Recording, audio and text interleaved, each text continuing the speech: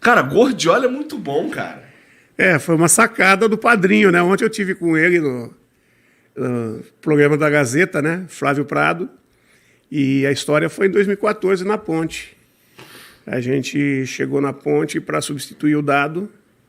O Dado estava fazendo um trabalho até legal, mas não estava conseguindo os resultados, né? E aí a gente saiu do Figueirense e a Ponte nos levou, segunda passagem na Ponte, e o trabalho encaixou. Encaixou, nós fomos inicialmente para salvar do rebaixamento e o time desandou a fazer resultado. Em determinado momento da competição, a gente estava com 80% de aproveitamento. E o Flávio, como ponte pretano que é, né, começou a chamar, não tem nada de Guardiola, lá tem o Guardiola, aqui tem o Gordiola, lançou. Bom demais, Gordiola. Só que a coisa pegou mesmo quando eu fui para o Bahia, em 2016. Que o Nordeste, ele gosta de associar, né? Aí não parou mais, né? Aí não parou mais. Tu curte Gordiola? Cara, foi um apelido que me ajudou muito a quebrar um certo preconceito contra os gordinhos, né? Que ainda tem. Mas, eu sou do time dos gordinhos também.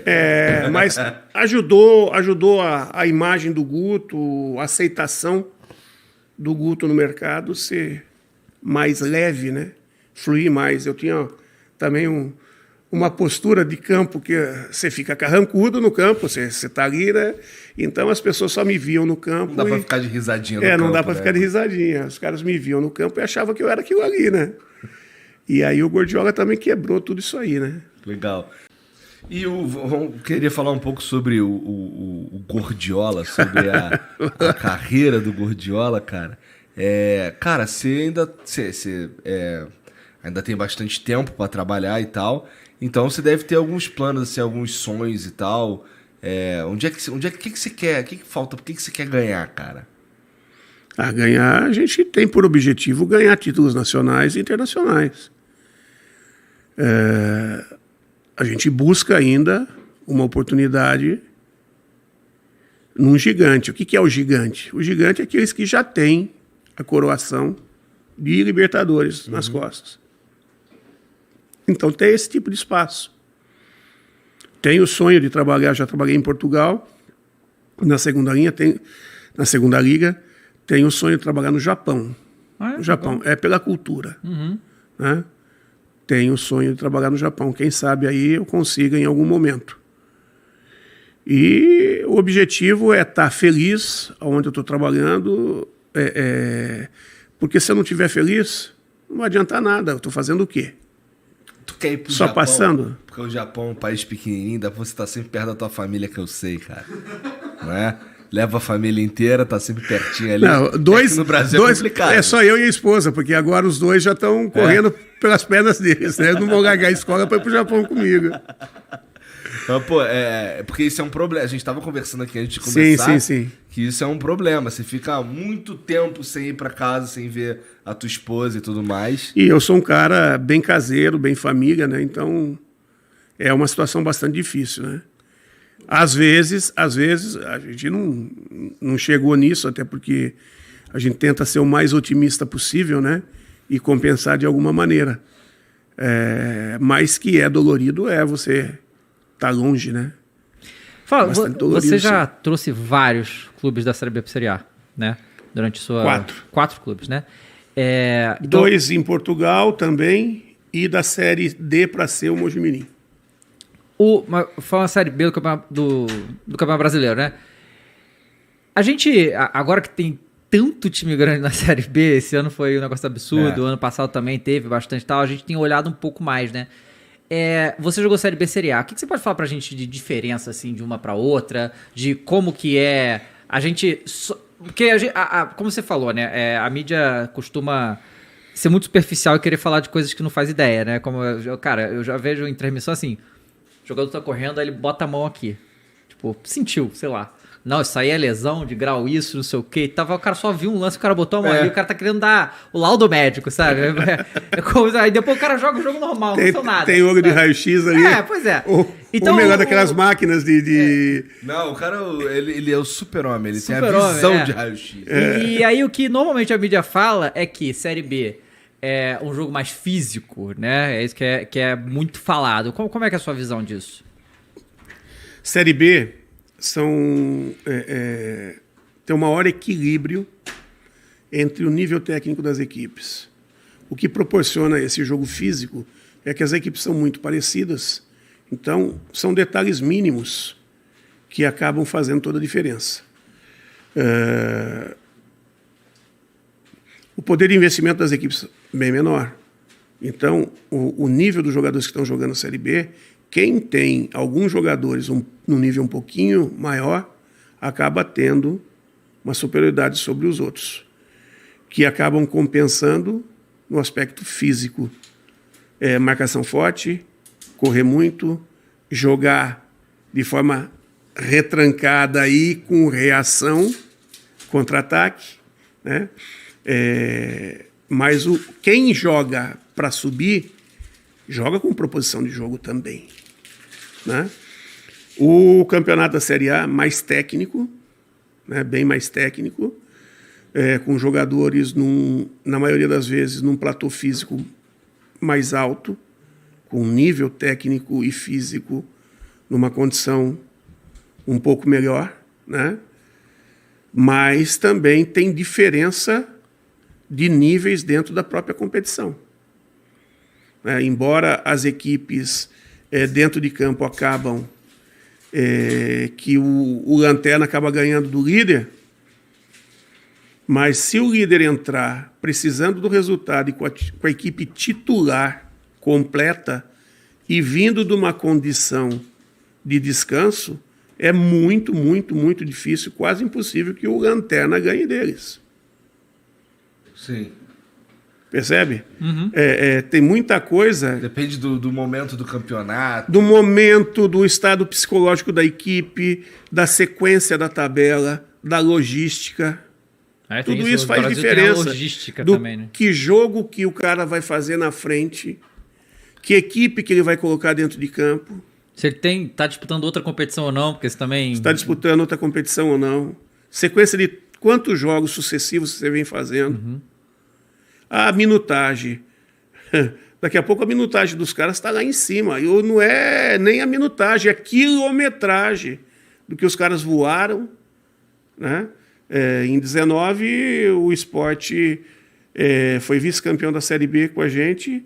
Nós rodamos 50 mil quilômetros a mais do que o Bragantino. 50 mil. Puta que pariu. Que louco isso, né? Do que o Bragantino. E o que acontece? O que causa isso? Por que vocês rodaram muito mais que eles? Não, porque o Bragantino está no eixo. Então joga ali, né? Está no eixo.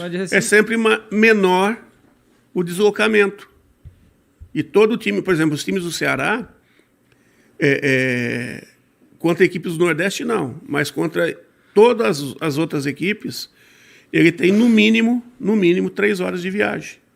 Se ele for a BH, 3 horas de viagem. Se ele for ao Rio, 3 horas de viagem. Se ele vier a São Paulo, 3 horas de viagem. E a partir dali para baixo ou para Goiás, aí ele tem a perna de 3 horas e outra de espera, mais uma, mais duas. Tá, tem um outro aspecto aí que dá uma dificultada na vida dos caras também. Porque o Brasil é um país continental, né, cara? 4 fuso horários no Brasil. Lá fora, raramente, só quando joga a Champions League, os caras fazem um voo de 3 horas. E mesmo assim não é tão longe, né? E eles têm, na maioria das vezes, aviões próprios, né? E o voo é direto. Uhum. Né? Hoje, a maioria dos clubes grandes estão fazendo só voo charter, né? Agora, os clubes menores não estão fazendo voo charter. Faz voo de carreira. E fazendo voo de carreira, vai pegar 5, 6 horas, dependendo de para onde vai. Uhum. O time de Porto Alegre pega um time do Ceará, né? Deve ser... Só que o Grêmio vai fazer isso uma vez. Uhum.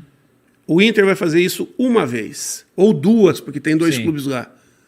Os 2 lá de cima vão fazer isso 19 vezes. Uhum. Ou 17, ou 16 vezes. Sim. Louco, né? Tem um pouco de maldade. Pois né? Mas aí e muitas vezes quem planeja a tabela faz os caras virem jogar no domingo aqui. aqui para baixo ou lá embaixo e na quarta-feira já joga em casa. Então o cara desce e sobe, ele faz ida e volta e vai jogar lá contra uma equipe que viajou muito menos Cara, que e eles. essa porcaria desse escanteio curto, cara? De onde veio isso, maluco? Eu não suporto escanteio curto, Então. cara. Pode até ser uma tática válida, mas eu não aguento isso aí, cara. Joga na área, pelo amor de Então, Deus. só que tem um detalhe. Nem todas as equipes são altas o suficiente para ter o envolvimento de vitórias pessoais dos jogadores. Quando você trabalha o escanteio curto, você tende a movimentar a defesa. E a defesa vai focar na saída sobre a bola. Nesse movimento, os espaços clareiam dentro da área. E aí, mesmo com, teoricamente, jogadores mais baixos, ocupando os posicionamentos e o passe sendo preciso, eles vão ter a vantagem que no passe do cruzamento direto parado eles não teriam. Fui refutado. Apesar de odiar. A gente já, assim, eu já esperava uma resposta como essa. Pois é, mas eu não aguento. Mas eu continuo odiando o Não, é porque assim, a gente é flamenguista, né? Sim. E aí, cara, tipo assim, os últimos 7 gols que o Flamengo fez no campeonato foram 6 de cabeça. E os caras fazem um escanteio curto. Sabe? Tem lá o Pedro Máquina joga lá no cara, mané. Sabe? Tem zagueiro Então, só que se alto, você jogar Luiz direto, enorme, sabe? Só que se você jogar direto, vai ter alguém bloqueando ele no primeiro mais momento. preparados, né, pra receber exatamente. aquilo ali. Vai ter alguém bloqueando os melhores cabeceadores no primeiro momento e vão ocupar o espaço com mais facilidade. Né? Isso é outra coisa que ocorre muito. Se você começar a olhar os lances de bola parada dos adversários, existem 2 situações. A defesa tentando bloquear a ocupação de espaço de quem entra para o cabeceio, ou muitas vezes, por exemplo, tem 3 caras juntos. Não são os 3 que vão correr para o cabeceio. 2 vão correr para bloquear os eventuais marcadores que apareceriam na frente para a bola chegar nesse aqui que vai ficar sozinho. E por outro lado tem o que a gente vê muito também é quando o atacante, ele puxa a marcação para um lado para deixar o companheiro livre, né? O que acontece muito, quando acontece... Segundo gol do Flamengo ontem. Gabigol saiu, recebeu a bola pela direita, o que facilita o passe cortado que ele deu. O Arrascaeta faz o facão de dentro para fora. O goleiro sai, ele tira do goleiro, mas perde ângulo. Fica sem condição de ângulo. Daí ele dá uma bola cavada, parece que ele colocou com a mão na cabeça do... Pedro na linha, né? Na linha, em cima da linha. Então, aí vem a habilidade, a qualidade do atleta também. Mas, taticamente, o movimento foi muito bom. E993 mandou: Guto, nunca tive a oportunidade de lhe agradecer por todos os serviços prestados ao Bahia. Você está na nossa galeria de grandes treinadores. Muito obrigado por tudo. Boa. Eu que agradeço o carinho do torcedor, né, que eu sempre tive. As oportunidades que eu tive no clube. E eu acho que sou o treinador da década do século XXI, com mais resultados e com mais jogos no Bahia, nessas 3 passagens aí. Então essa marca também é importante para a gente. E o carinho é muito grande, né? Quando eu largo o descanso para pegar o Bahia na condição que a gente pegou, tem muito a ver com o carinho que nós temos por esse clube. O Samu Lucas mandou: salve, salve família. Guto, não vou mentir, quando você treinava aqui o Ceará já tive muitas raivas. Hoje em dia só queria você de volta. Vem de volta pro vozão, Gordiola. Cara, impressionante, bastante carinho, né, cara? Pô, legal. Cara, é o que eu tenho para falar. Agradeço aí o seu elogio, tá? Aí a sinceridade, né? Mas é assim, a minha avó já me dizia, né, que a gente só dá valor para as pessoas quando a gente perde, né? E porque às vezes no trabalho dela no dia a dia, as pessoas acham que dá para fazer isso, dá para fazer aquilo, dá para fazer isso, dá para fazer aquilo. Aí chega um outro no teu lugar e que faz exatamente igual ou menos. Aí o seu trabalho passa a ficar valorizado. Né? E as pessoas passam a sentir que você fazia o que era possível ser feito até aquele momento. Então, isso é muito legal, né? Porque em algum momento as pessoas estão enxergando, porque eu não sou de chegar na imprensa e ficar detonando A, B ou C e reclamando que eu quero isso, eu quero aquilo. Eu não posso denegrir a imagem dos meus atletas, eu tenho que valorizá-los ao máximo e tenho que muni-los do máximo de confiança possível. Né? Claro. E quando você começa a pedir jogador na imprensa ou falar de situações da sua equipe, você está jogando eles para baixo, e eu não posso. Né? Então tem muita coisa que nas coletivas você não fala, que você não pode falar. Né? Mas que bom que as pessoas... Porque muitas vezes não é nem a qualidade dos atletas, é a característica dos atletas. São atletas de qualidade, sim, mas para determinado perfil de jogo. E aí os caras querem que os negros façam coisas que... Né? Se você botar um fundista para correr 100 metros, cara, vai fazer 13, 14 segundos e olha lá. E assim, a gente tem uma estatística aí que fala que a média de... Você é de Piracicaba, não é isso, Piracicaba. Né? A média que um técnico fica no time brasileiro tá em torno de 4 meses, né? E a gente sabe que o Brasil é um país gigantesco. Então, assim, a gente vê que... e muitas vezes você sai de um time, já vai para o outro, acabou aqui, vai ali e tal. Fica uma maluquice. O povo fala que a vida do jogador é complexa porque viaja muito, a de técnico é muito mais louca, né? Eu também acho. Né? É porque tu não tem certeza se tu vai estar no clube semana que vem, né? A culpa sempre é sua, né? Dos últimos... De 2011 para agora, eu acho que teve 2 momentos só que eu tive dentro dessa média de 4 meses. Que foi o Figueirense, onde eu fiquei 4 meses, e foi a segunda passagem na Chape, que foram 2 meses. Todos os outros, o Inter eu cumpria na passagem em 2017, foram 5 meses. Todos os outros foram 8, 10, 1 ano, e o Ceará 1 ano e meio, 18 meses.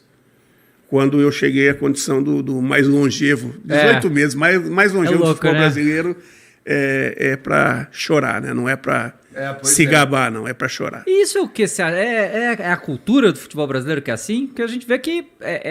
por exemplo, a gente estava falando ontem com um jornalista e tudo, que ele só cuida de Europa e tal, que, cara, que para eles não tem cabimento você demitir um técnico quando a temporada acabar. Isso não existe lá, né? Que no mínimo espera a temporada acabar.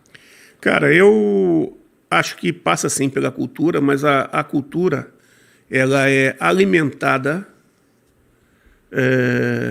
por quem tem a força de criar opinião, de formar opinião.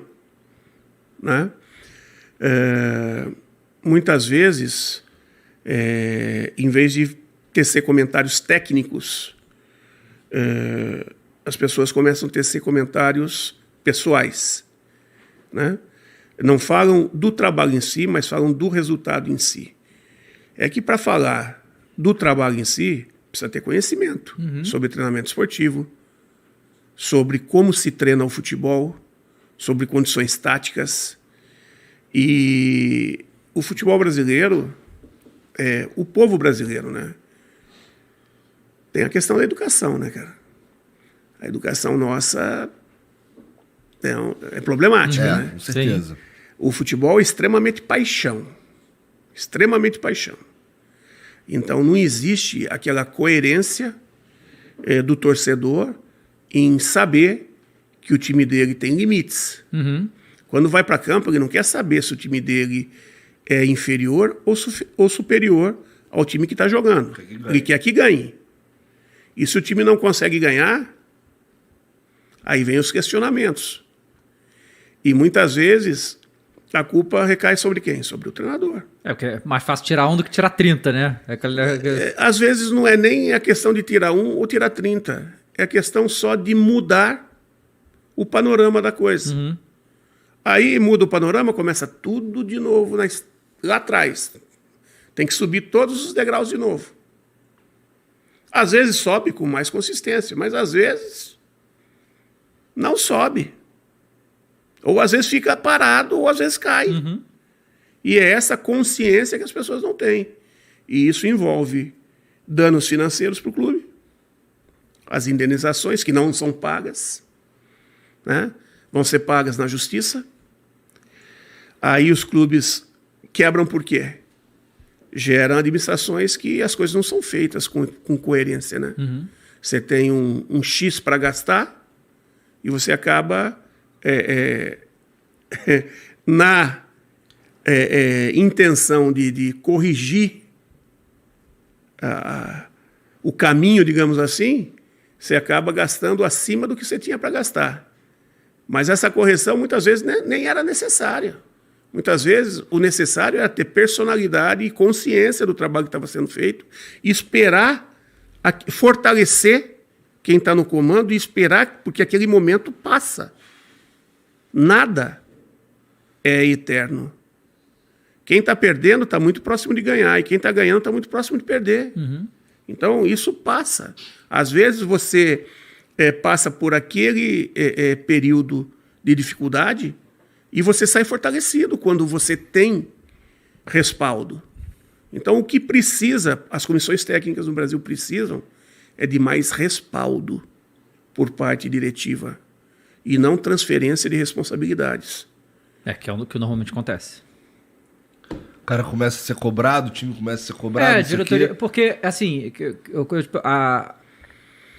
os dirigentes não costumam falar isso, mas parece que muitas vezes os técnicos são demitidos pela torcida, sabe?